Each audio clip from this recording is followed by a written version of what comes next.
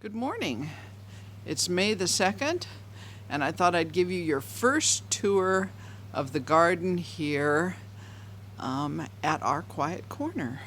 So I'm going to pan over here really slowly and show you the shade garden, which is underneath the willow and the katsura tree.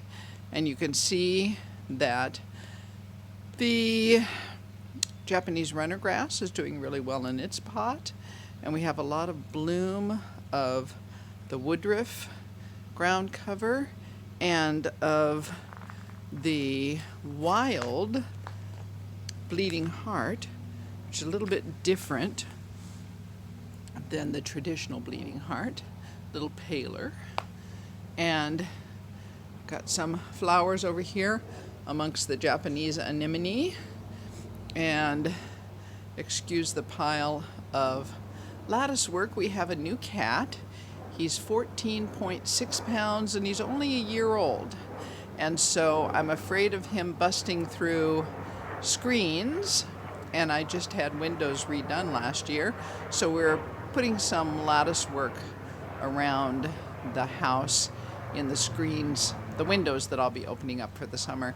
And then that is the Rose of Sharon.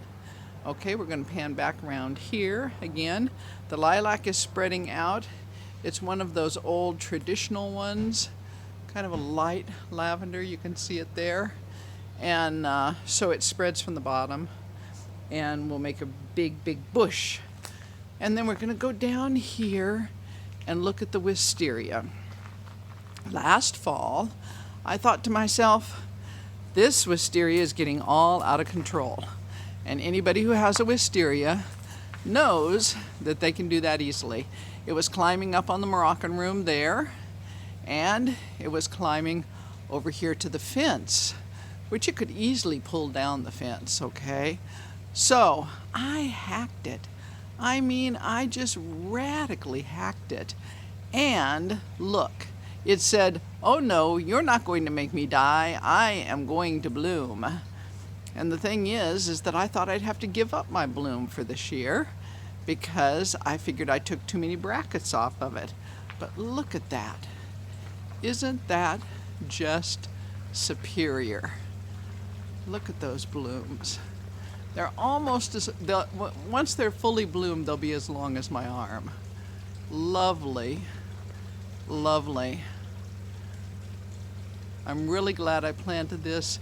I know a lot of people say that they are hard to take care of, but I just adore mine. Okay, the mock orange blooms on new growth, so it will be blooming soon. We'll see it when it fully blooms. But underneath the wisteria are Dad's lovely columbines. He loves these little guys, and so do I. And the neat thing is they cross-pollinate with each other. So each year you get something that's a little bit different variety. Look at this one here. Let's see if I can get down low enough. There you go. Isn't that something? And this one, the purple one. Just gorgeous. This little guy here that's decided to go two-tone on us. And this little one here, look at him or her. Isn't that cute? Lovely. Okay, ferns are unfurling here. We had to take all the tops off because we had multiple freezes this winter and they were all black. I take them off the 1st of April anyway. The grass is beginning to grow there. That's a Macranthus. Oh, and here's the squirrel visiting us. There he goes. Thrum, thrum, thrum, thrum, thrum, thrum, thrum. I just fed him his peanuts. We've got some parrot tulips back there in the back behind the pond. Pond is running. Corydalus over there. And there you can see what I'm doing with the lattice work on the windows so that the very large cat does not get out. And those are daylilies down below. And then you've seen this area before. This is the daylily bed, and it's going to be very full this year. Another fern unfurling there. and a look back at the pond. And the corkscrew willows have reached their max now. They top out between 25 and 30 feet. So they've got some beautiful branches in there that are really nice. I might thin it out a little bit, but I don't think I'll top it anymore. And then let's go back down here. And we've got some more columbines over here. And on this side, the purple seems to be prolific this year. I decided to do my wind chimes a little different this year. I put them mostly on shepherd's hooks. So there's one there that has a nice deep tone to it. This is a new flower bed. If you follow me on Instagram or any of the other sites where I post pictures, you'll see that Amos and I did this. I put in 25 glads, 15 Asiatic lilies, you can see those are the little puffy ones there, and 15 shell lilies underneath this lilac, which I'll back up here a little bit. It's just a beautiful, deep, deep lilac, this one is. Okay, and the hose has to go through this area because I have it all set up so that I can actually make it all work just by turning a few knobs here and there. But you can see that it's all coming up and it's looking really good. Oh, and it smells delicious. Okay, and kind of a scan of the east garden here, and another one of the chimes, and daylilies coming up in these side beds, and some Asiatic lilies that I didn't realize I had planted last year. And over here we have the daffodils all finished, but the daylilies hopefully will come up. There should be 5 in this bed. Let's go out here and look at the blueberries. We got them trimmed up of their old growth, and they're all blooming. Gonna have a nice batch. And the peony is doing really well here. This is both pink and white. The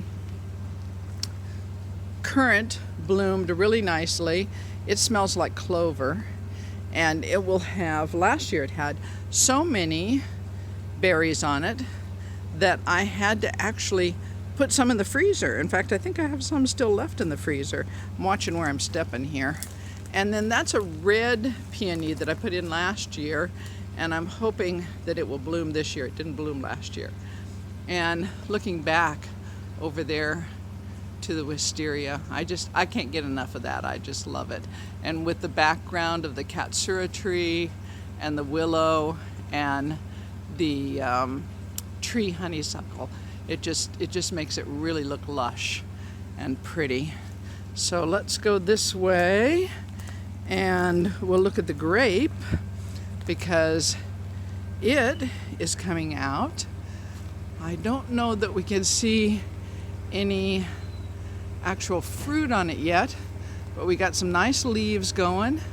It's doing really well. I'm finally learning how far back to trim this.